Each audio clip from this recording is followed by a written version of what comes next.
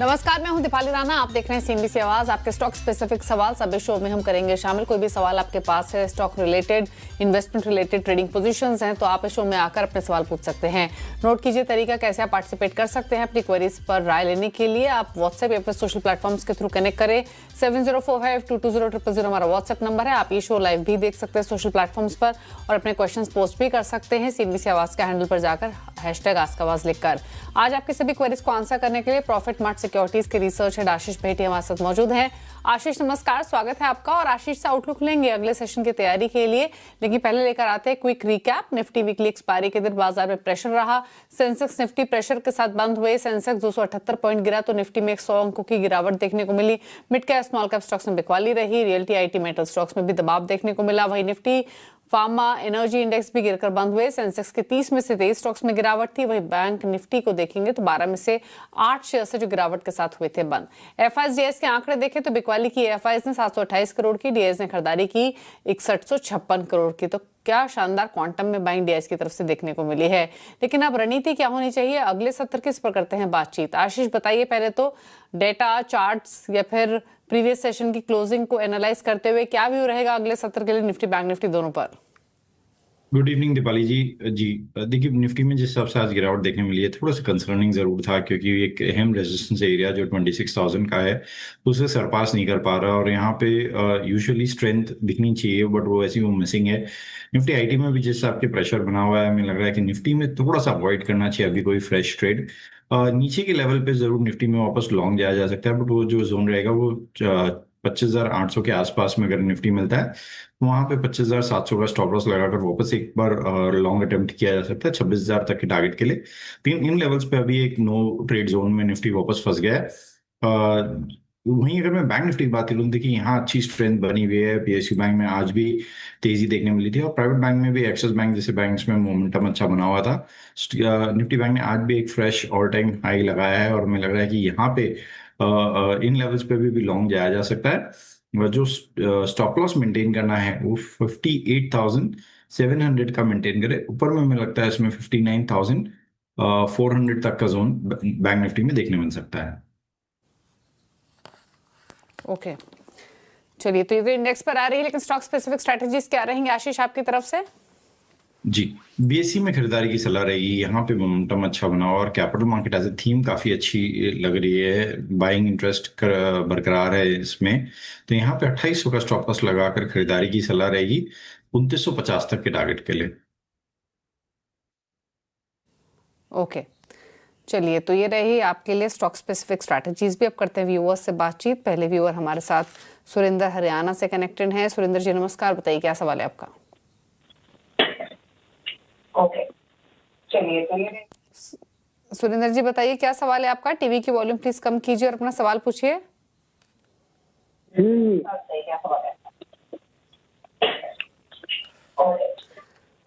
चलिए इनका सवाल ले लेते हैं। शायद ये टीवी के थ्रू बातचीत करने की कोशिश कर रहे हैं, जिसकी वजह से इनसे बातचीत नहीं हो पा रही है। जो डिटेल्स इन्होंने भेजी थी, स्विगी का शेयर है इनके पास 380 शेयर है, 419 इनका खरीदारी का भाव है। 25 रुपए नीचे इनके भाव से क्या करना चाहिए। जी, ये देखिए थोड़ी सी प्रॉफिट टेकिंग चल रही है स्विगी, जोमेटो और कुछ न्यू एज स्टॉक्स में यहाँ पे, लेकिन हमें लग रहा है कि अगर इनका व्यू लॉन्ग टर्म का है तो सर्टनली होल्ड करना चाहिए, क्योंकि स्टॉक एक वापस एक की सपोर्ट एरिया के पास आ चुका है। हमें लग रहा है यहाँ से एक पुल बैक देखने मिल सकता है। एक स्टॉप लॉस जरूर 370 के पास लगाएं। ऊपर में हमें लगता है इसमें वापस 430 तक का लेवल इन्हें देखने मिल सकता है। ओके बात करते हैं अगले व्यूअर से। आनंद है हमारे साथ पुणे महाराष्ट्र से। आनंद नमस्कार, बताइए क्या सवाल है आपका। हाँ नमस्कार, मैंने ट्रेंड लिया था तो अभी इसको होल्ड करना चाहिए या क्या करना चाहिए, ये क्वेश्चन था। ट्रेंड आपने लिया, किस भाव पे लिया आपने। 5856। ओके 5856 की बाइंग है ट्रेंड में। और आपका होराइजन क्या है आनंद। 6 महीने। ओके 6 मंथ्स का व्यू ट्रेंड में। ऑलरेडी 1500 के आसपास का नुकसान इनको हो रहा है इस पोजीशन में, क्या करें। जी जी, देखिए ऑलरेडी जो इनका स्टॉप लॉस जोन था वो तो काफी ऊपर रह चुका है, 25-26% ऑलरेडी इनके प्राइस से नीचे आ चुका है, और एक अहम सपोर्ट एरिया के पास आ चुका है जो 52 वीक लो इसने से जरूर तोड़ा है। बट हमें लग रहा है कि यहाँ से एक पुल बैक देखने मिल सकता है, जो मई 2024 में भी इन्हीं जोन से इसमें एक ब्रेकआउट आया था, जो कि 8,000 तक का लेवल दिखाया था। तो यहाँ पे होल्ड करने की सलाह है, इन लेवल्स पे आप एग्जिट ना करें। एक स्टॉप लॉस जरूर 4300 के करीब का एक मेंटेन करे, क्योंकि हमें लग रहा है कि यहाँ से एक रिवर्सल इसमें देखने मिल सकता है अगर मार्केट भी थोड़ा सा रिकवर होता है तो। ऊपर के लेवल में लगता है कि इसमें 4800 तक के देखने मिल सकते हैं यहाँ शॉर्ट टर्म में। ओके, तो ये राय रही आपके लिए ट्रेंड पर शॉर्ट टर्म व्यू के हिसाब से। अगले व्यूअर से बात करते हैं, मोनिब हमारे साथ हैं गुजरात से। मोनिब नमस्कार, बताइए क्या सवाल है आपका? नमस्कार मैम, नमस्कार सर। मेरा सवाल ये है कि हिंदुस्तान यूनिलीवर मैंने 150 से लिए हुए हैं 2470 रुपीज के हिसाब से, तो इसका शॉर्ट टर्म व्यू है, तो मैं इसका क्या करूं, कितने टाइम तक रख सकता हूं, टारगेट और स्टॉप लॉस क्या रहेंगे? पूछ लेते हैं। टारगेट स्टॉप लॉस क्या रहेगा, रख सकते हैं HUL 2404 पर बंद हुआ, 2470 की बाइंग है, इनके भाव के पास ही है, क्या करें? जी देखिए, इनका व्यू लॉन्ग टर्म का है, 2 से 3 क्वार्टर मिनिमम, तो यहाँ पे अच्छा मुनाफा इन्हें देखने मिल सकता है। हमें लग रहा है कि ये क्वार्टर जरूर FMCG और कंजम्पशन रिलेटेड स्टॉक्स के लिए थोड़ा सा खराब हुआ है। GST का जो पूरा ट्रांजिशन था वो इस क्वार्टर के बीच में था। हमें लग रहा है नेक्स्ट क्वार्टर से जो GST के इम्पैक्ट है वो भी देखने मिलेंगे, और नंबर्स अगर अच्छे आते हैं तो वापस इन स्टॉक में अपसाइड मोमेंटम देखने मिल सकता है। तो सर्टनली होल्ड करने की सलाह रहेगी इस पोजीशन को। इन्हें जो स्टॉप लॉस इन्हें मेंटेन करना चाहिए वो 2350 2350 का एसएल मेंटेन करे। ऊपर में हमें लगता है इसमें शॉर्ट टर्म में इन्हें 2500 और 2550 तक के 2 लेवल देखने मिल सकते हैं। ओके, तो ये राय रही आपके लिए HUL पर। बात करते हैं अब GS लांबा से, चंडीगढ़ से हमारे साथ कनेक्टेड हैं। लांबा जी नमस्कार, बताइए क्या सवाल है आपका? नमस्कार ma'am, good evening Deepali ji, how are you? मेरा जी क्वेश्चन है बाटा इंडिया पे 40 shares, 100 shares at the rate of 850। Okay, मैंने मैम ये अराउंड 15 इयर्स बैक खरीदे थे, एंड मोरलेस ये 2000 पे जा चुका था, अब क्या किया जाए? सेकंड क्वेश्चन है ma'am on Tata tele Maharashtra TTML, ये 1000 शेयर्स हैं 40 रुपीज के रेट पे, ये भी मैम 250 तक जा चुका था, अब नीचे आ गया, what should I do? Okay, अच्छा बाटा आपने कब खरीदा था? Ma'am around 10 years back. Okay, 10 साल पहले आपने बाटा लिया था और तब 850 की आपकी बाइंग थी, राइट? हाँ 850 समझिए, ये कुछ ऐसी था, 7 से 800 के बीच में थी मैम। ओके, ठीक है। बिल्कुल 1500 तक के भाव भी हमने देखे बाटा में। अगर हम इसके 52 वीक हाईज देखें तो वो 1500 के आसपास के हैं, उन लेवल से भी ये काफ़ी हल्का हुआ है, और आपने तो इनफैक्ट काफ़ी टाइम दिया, उस हिसाब से तो उतना पैसा आपका नहीं बना है इस होल्डिंग में, बट करना क्या चाहिए उस पर अब राय ले लेते हैं। अभी और समय दे सकते हैं वैसे, मतलब अभी होराइजन कुछ क्या है आपका? मैं दे सकता हूँ मैम, बट ये ना हो 600 पे आ जाए। पूछ लेते हैं, चार्ट्स के बेसिस पे ही राय दे पाएंगे। आशीष, उनका व्यू ले लेते हैं कि उनका सजेशन क्या रहेगा। तो बताइए, इनफैक्ट जितना समय इन्होंने दिया है अपनी इस होल्डिंग को, उस हिसाब से तो लॉसेस में है। हालांकि मेरे ख्याल से आशीष 2100-2200 के आसपास के इसके ऑल टाइम हाइज भी हैं, जो इसने आफ्टर कोविड 2021 में शायद टच भी किए थे, तो वो स्तर भी इन्होंने देखे होंगे। बट अभी क्या करें, हैं तो फायदे में, लेकिन रखेंगे, अगर फायदा होगा तो रख भी सकते हैं। क्या सजेशन रहेगा आपकी तरफ से? जी, ये देखिए सेलिंग प्रेशर तो बना हुआ है, और कोई भी स्पाइक नहीं देखने मिल रही है, पुल बैक भी आ रहे हैं तो वहाँ सेलिंग कंटिन्यूसली देखने मिल रही है। स्टॉक वापस अपने 52 वीक लो, इनफैक्ट 2020 के जो लो थे वहाँ पे पहुंच चुका है। हमें लग रहा है कि देखिए यहाँ पे अब लॉस बुक करने का या एग्जिट लेने का थोड़ा सा इन्हें वेट करना चाहिए, क्योंकि 2020 में भी एग्जैक्ट जो लो बना था वो इसी लेवल पे 1010 के आसपास में बना था, और वहां से वापस एक पुल बैक देखने मिला। तो एक साइकोलॉजिकल पॉइंट जरूर है, और हमें लग रहा है कि काफी डीप करेक्ट हो चुका है ये स्टॉक, यहाँ से एक पुल बैक देखने मिल सकता है। जरूर, लेकिन एक बार ऊपर आता है वापस 1200 के आसपास में तो एक बार रिव्यू करवा ले पोजीशन, क्योंकि वहां पे शायद प्रॉफिट इन्हें बुक कर लेना चाहिए उन लेवल्स पे 1150 से लेके 1200, क्योंकि उसके बाद वापस एक रेजिस्टेंस एरिया बन रहा है और वहां वो सरपास करना शायद इसके लिए काफी मुश्किल रहेगा। लेकिन यहाँ से मैं सपोर्ट एंटिसिपेट कर रहा हूँ और एक बाउंस बैक एंटिसिपेट करे, लेकिन एक जो स्टॉप लॉस इन्हें मेंटेन करना चाहिए वो 970 का एसएल मेंटेन करे। और टीटीएमएल में क्या सलाह रहेगी? जी, टाटा टेली में यहाँ पे होल्ड करने की सलाह है। हमें लग रहा है कि टाटा टेली में यहाँ पे एक मोमेंटम स्ट्रॉन्ग देखने मिल सकता है इन्हें। जो स्टॉप लॉस मेंटेन करना चाहिए 45 का एसएल मेंटेन करे इसमें। चलिए, स्टॉप लॉस आपको बताए गए हैं, उनको आप मेंटेन कीजिए और उसके हिसाब से रखिए। बाकी बाटा तो डेफिनेटली वीक भी लग रहा है, जैसे मेंशन किया। टीटीएमएल होल्ड करने की सलाह है। बात करते हैं अगले व्यूअर से। कलौल है हमारे साथ झारखंड से। कलौल, नमस्कार, बताइए क्या सवाल है आपका? नमस्कार मैम, मेरा सवाल है 100 HAL Hindustan aeronautics eight the rate 1919 और okay 900 Auro pharma eight the rate 636। Okay, तो एक बार आप लेवल्स बताएंगे दोबारा से? औरोबिंदो फार्मा आपने बताया 636 और एचएल 1919, राइट? यस, और एक है मैम बताइए। 97 के रेट पे हिंडाल्को 100 शेयर्स। ओके, हिंडाल्को 97 की आपके बाइंग है और आप अभी रख सकते हैं सभी शेयर्स या ऑलरेडी टाइम दिया है आपने बटन रखने के इच्छुक हैं? View long term. Okay, long term view है और शानदार मुनाफा औरोबिंदो फार्मा और हिंडाल्को में इनको हो रहा है। एचएल में भी डिसेंट प्रॉफिट्स हैं। लेना है प्रॉफिट्स या रखें? जी देखिए, काफी शानदार अच्छे प्रॉफिट में ये है और हमें लग रहा है कि एटलीस्ट एचएएल हिंदुस्तान एरोनॉटिक्स जो कि ऊपर लेवल पे कंसोलिडेट कर रहा है, यहाँ पे थोड़ा सा प्रॉफिट बुक कर ले एटलीस्ट 50 शेयर्स में। वैसे तो डिफेंस काफी स्ट्रांग दिख रहा है और इस स्टॉक में काफी अच्छी स्ट्रेंथ बनी हुई है, लेकिन सिंस इतने अच्छे प्रॉफिट में है तो यहाँ पे प्रॉफिट बुक कर ले। थोड़ा सा एटलीस्ट 50 शेयर्स में रिमेनिंग क्वांटिटी 4600 का एक स्टॉप लॉस लगाकर बने रहे। ऊपर में हमें लग रहा है एचएएल में वापस इन्हें शॉर्ट टर्म में ही 5300 तक का जोन देखने मिल सकता है। वहीं अगर मैं हिंडाल्को की बात करूं तो देखिए, मेटल एज अ स्पेस काफी अट्रैक्टिव लग रहा है। जरूर हिंडाल्को में थोड़े से नोवेल्स के नंबर्स के बाद एक थोड़ा उस दिन करेक्शन देखने मिला 5-6% का नवंबर फर्स्ट वीक में, और वहां से स्टॉक कंसोलिडेट कर रहा है, एक एटलीस्ट बेस फॉर्मेशन बनाने का अटेम्प्ट ले रहा है। यहाँ पे भी होल्ड करने की सलाह रहेगी। जो इन्हें स्टॉप लॉस मेंटेन करना चाहिए वो 770 का एसएल मेंटेन करे। शॉर्ट टर्म में 840 तक का जोन हिंडाल्को में भी देखने मिल सकता है।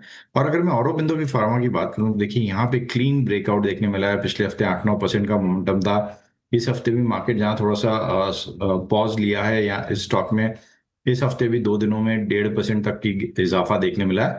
तो यहाँ पे मोमेंटम वापस एक फ्रेश ब्रेकआउट देखने मिल रहा है। बने रहे, शॉर्ट टर्म में 1400 तक का जोन इन्हें देखने मिल सकता है। एक स्टॉप लॉस जरूर इन्हें 1150 का मेंटेन करना चाहिए। ओके, चलिए, तो तीनों ही स्टॉक्स में जबरदस्त मुनाफा। कांग्रेचुलेशंस, रखिए इन पोजीशंस को, लेकिन स्टॉप लॉस जो बताया गया है उसको स्ट्रिक्टली फॉलो करें ताकि आप अपने प्रॉफिट्स को प्रोटेक्ट कर सके। ये जरूर ध्यान दें।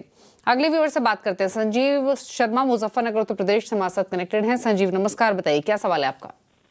गुड इवनिंग मैम, मेरे पास 755 शेयर हैं टाटा इन्वेस्टमेंट के 888 रेट में, और 1235 जियो फाइनेंस के शेयर हैं 312 के रेट में। तो मेरा हॉरिजॉन्टल मतलब लॉन्ग टर्म का है, वैसे बताइए क्या करें? ओके, लॉन्ग टर्म का व्यू है इनका और टाटा इन्वेस्टमेंट 888 की बाइंग है, जियो फाइनेंशियल 312 की बाइंग है। डिस्क्लोजर भी देना चाहेंगे जियो फाइनेंशियल के संदर्भ में कि जो चैनल सीएनबीसी आवाज आप देख रहे हैं यानी नेटवर्क 18 इसका, और साथ ही जियो फाइनेंशियल का स्वामित्व रिलायंस इंडस्ट्रीज के हाथों में है। बताइए अब दोनों पोजीशंस में क्या करें? जी देखिए, टाटा इन्वेस्टमेंट की अगर मैं बात करता हूँ, यहाँ देखिए जो एक बज़ बना था टाटा इन्वेस्टमेंट में कि जो इन्वेस्टमेंट कंपनीज हैं उनके मतलब वैल्यूएशन अनलॉक होने वाली है, उसके कारण एक बहुत स्ट्रॉन्ग मोमेंटम बना था, पर अब वहां से थोड़ा सा फिजल आउट होते हुए देखने मिल रहा है। यहाँ पे कॉशियस रहने की जरूरत है, क्योंकि स्टॉक में पिछले 4 से 5 हफ्तों से कंटिन्यूसली रिलेंटलेस सेलिंग देखने मिल रही है। यहाँ पे 730 का एक्स्ट्रा स्टॉप लॉस रखे, उसके नीचे जाता है तो इसमें से एग्जिट करने की सलाह रहेगी। अगर मैं जियो फाइनेंस की बात करूँ तो देखिए पिछले 5 हफ्तों से एक टाइट रेंज में कंसोलिडेट कर रहा है जियो फाइनेंशियल। ऊपर में 315 का जोन बन गया और नीचे में ऑलमोस्ट 300। पिछले 5 से 6 हफ्तों से इसी टाइट रेंज में मूव कर रहा है। नीचे में सपोर्ट पे आके स्ट्रेंथ दिखा रहा है और ऊपर वापस रेजिस्टेंस में आकर यहाँ पे सेलिंग देखने मिल रही है। तो मैं लग रहा है कि अगर 315 का ब्रेकआउट आता है जियो फाइनेंस में तो ये स्टॉक वापस 340 से लेके 360 तक की भी जर्नी दिखा सकता है। वो होल्ड करने की सलाह रहेगी। जो स्टॉप लॉस इन्हें मेंटेन करना चाहिए वो 297 का एसएल जियो फाइनेंस में मेंटेन करें। ओके, बात करते हैं अब अगले व्यूअर से और हमारे साथ हैं हिमांशु हैदराबाद से सवाल पूछने के लिए। हिमांशु नमस्कार, बताइए क्या सवाल है आपका। Good evening ma'am. मैम मेरे पास पारस डिफेंस के 92 शेयर्स हैं at a price of 755 and Lakshmi chemical के 117 शेयर्स है at a price of 251 and Motherson के 120 शेयर्स है एट अ प्राइस ऑफ 64। तो मेरा मिड टर्म से लॉन्ग टर्म का व्यू है, तो ये तीनों शेयर्स में क्या करना चाहिए एक बार आप बता सकते। ओके, एक बार आप लेवल बताएंगे अपनी बाइंग के क्या क्या है। पारस डिफेंस का 92 शेयर्स है at a price of 755 and Lakshmi chemical के 117 शेयर्स है at a price of 251.8 and Motherson के 120 शेयर्स है at a price of 64। Okay, Motherson 64 108 पर बंद हुआ, लक्ष्मी केमिकल्स 251, पारस डिफेंस 755। बताइए क्या सजेशन तीनों शेयर्स में। जी, ये देखिए पारस डिफेंस में तो होल्ड करने की सलाह रहेगी। स्टॉक और ये स्पेस दोनों ही काफी अच्छा लग रहा है। डिफेंस एज अ सेक्टर काफी स्ट्रेंथ दिखा रहा है। यहाँ पे पोजीशन में बने रहे, एक स्टॉप लॉस जरूर मेंटेन करे 710 का। शॉर्ट टर्म में लग रहा है इसमें 800 से लेकर 840 तक के लेवल्स इन्हें देखने मिल सकते हैं। लक्ष्मी केमिकल की बात करें तो देखिए इसमें काफी प्रेशर बना हुआ है। स्टॉक और केमिकल एज अ स्पेस दोनों में ही सेलिंग का देखने मिल रही है। लेकिन लक्ष्मी केमिकल जो 2021 में आईपीओ आया था और लिस्टिंग के बाद जो फर्स्ट वीक से लेके फर्स्ट मंथ में जो ट्रेड जहां पे सारे सेटल थे, स्टॉक वापस उन्हीं लेवल्स पे आ चुका है। तो यहाँ पे होल्ड करें, थोड़ा सा पेशेंस रखें। 170 का जरूर एक स्टॉप लॉस रखें। मुझे लग रहा है शायद यहाँ से एक एंटिसिपेट कर रहे हैं कि यहाँ से एक पुल बैक देखने मिल सकता है जो कि इसे 210 तक के लेवल्स दिखा सकता है। और तीसरा जो स्टॉक इन्होंने बताया मदरसन का, देखिए यहाँ पे हमें लग रहा है कि पोजीशन में बने रहने की सलाह रहेगी। अगर कोई भी डिफेंस ट्रेड डील रिलेटेड कोई भी डिस्कशन होता है तो मदरसन और कुछ ऑटो सेलेक्टिव ऑटो एंसिलरी में बहुत अच्छा मोमेंटम देखने मिल सकता है जिनका यूएस एक्सपोजर अच्छा है। तो यहाँ पे एक स्टॉप लॉस जरूर 105 का मेंटेन करें और ऊपर में लगता है 115 तक के लेवल इन्हें देखने मिल सकते हैं। ओके, बात करते हैं सुबोध से। अगले व्यूअर है हमारे साथ सवाल पूछने के लिए। सुबोध नमस्कार, बताइए क्या सवाल है आपका। नमस्ते मैडम, मेरे पास आप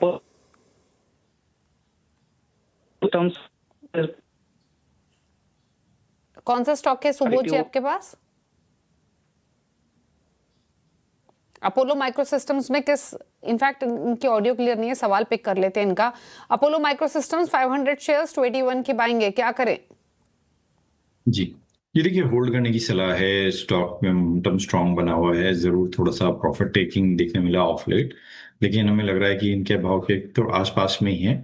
यहाँ से एक पुल बैक देखने मिल सकता है जो कि इसे वापस 300 प्लस के प्राइसेस दिखा सकता है स्टॉक्स में। तो यहाँ पे एक स्टॉप लॉस जरूर मेंटेन करें, वो है 260 का। चलिए, तो ये रही सलाह आपके लिए अपोलो माइक्रो सिस्टम्स पर। इसी के साथ एक ब्रेक के लिए रुक रहे हैं, लौटेंगे तो कुछ और क्वेश्चंस को करेंगे शामिल, कुछ सोशल मीडिया से भी करेंगे सवालों को पिक। जल्द वापस आते हैं। ब्रेक के बाद आपका स्वागत है, आप देख रहे हैं सीएनबीसी आवाज। आज पेटी हमारे साथ मौजूद है क्वेरीज को आंसर करने के लिए। कुछ सवाल अब पिक कर लेते हैं। नारायण शर्मा ने एक सवाल भेजा है भारत डायनामिक्स पर। 54 शेयर्स है, 1811 की बाइंग है। एक है कैनरा बैंक, 90 शेयर्स हैं, 116 की बाइंग है। 6 मंथ्स का व्यू है।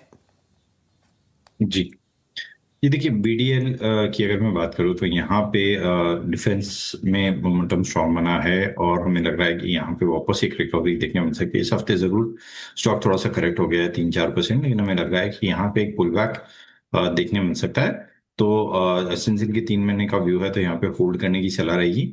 स्टॉप लॉस जो इन्हें मेंटेन करना चाहिए वो 1500 का एसएल मेंटेन करे।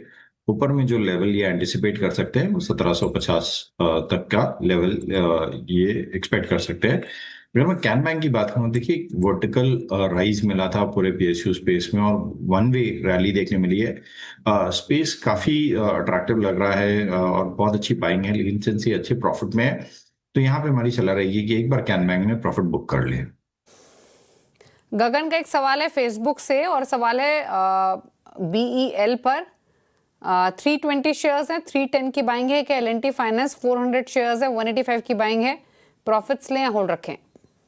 जी BEL में तो बने रहने की सलाह रहेगी। यहाँ पे हमें लग रहा है कि वापस एक रिवर्सल देखने मिल सकता है। इस हफ्ते थोड़ा सा पॉज है, लेकिन वापस अपवर्ड रैली जो है वो रिज्यूम होते हुए देखने मिल सकती है। 405 का स्टॉप लॉस रखे, ऊपर में 450 तक के जोन एंटिसिपेट करे या वहां पे प्रॉफिट बुक कर सकते हैं। दूसरा जो स्टॉक बताया L&T फाइनेंस, देखिए इसमें भी बहुत शानदार मोमेंटम बना था और वन वे वर्टिकल रैली देखने मिली है। मई में ये स्टॉक 144 के करीब ट्रेड कर रहा था और अब ऑलमोस्ट 300 के पास में आ चुका है। तो वहां से आप देखिए पिछले सिर्फ 4 से 5 महीनों में स्टॉक डबल हो चुका है, इसीलिए सिर्फ इन लेवल्स पे एक बार प्रॉफिट बुक करने की सलाह रहेगी।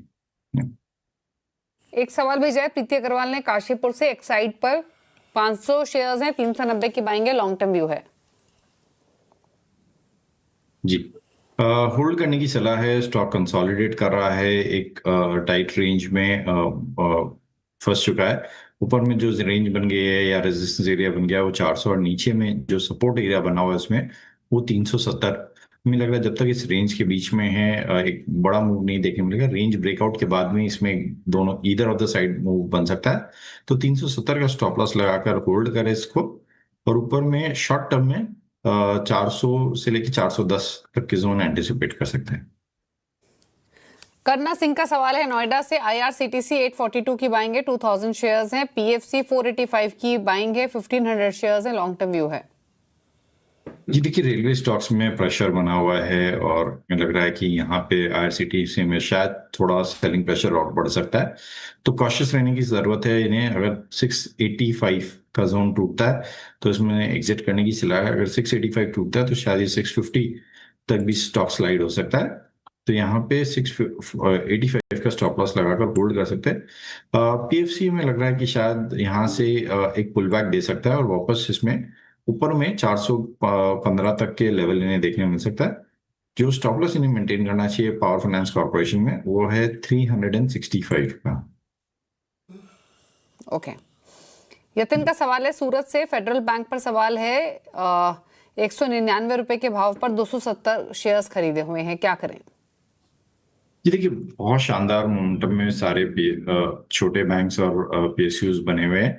तो मुझे लग रहा है कि जिस हिसाब से वन वे रैली हुई है इनमें शायद थोड़ा सा मीन रिवर्जन ट्रेड या एक जो मूविंग एवरेजेस को कैचअप रैली है वो देखने मिल सकती है। तो यहाँ पे हम एंटिसिपेट कर रहे हैं शायद स्टॉक कंसोलिडेट कर सकते हैं, हल्का एक माइल्ड करेक्शन देखने मिल सकता है। तो इनका अगर शॉर्ट टर्म का व्यू है तो यहाँ पे एक बार प्रॉफिट जरूर बुक कर लें। ओके चलिए, तो ये रह रही आपके लिए फेडरल बैंक पर। सवाल इतने करेंगे शामिल, कोई क्लोजिंग कमेंट आपकी तरफ से? जी दीपाली जी, इनमें से जितने भी स्टॉक्स हमने डिस्कस किया इसमें किसी में भी हमारी ट्रेडिंग पोजीशन नहीं है। निफ्टी बैंक निफ्टी में जरूर हमारी ट्रेडिंग पोजीशन रहती है। ओके चलिए, शुक्रिया आपका आने के लिए शो में और सभी स्टॉक्स पर अपनी राय देने के लिए। इसी के साथ है शो में तो इतना ही। ब्रेक के उस पार भी खबरें जारी हैं। नमस्कार।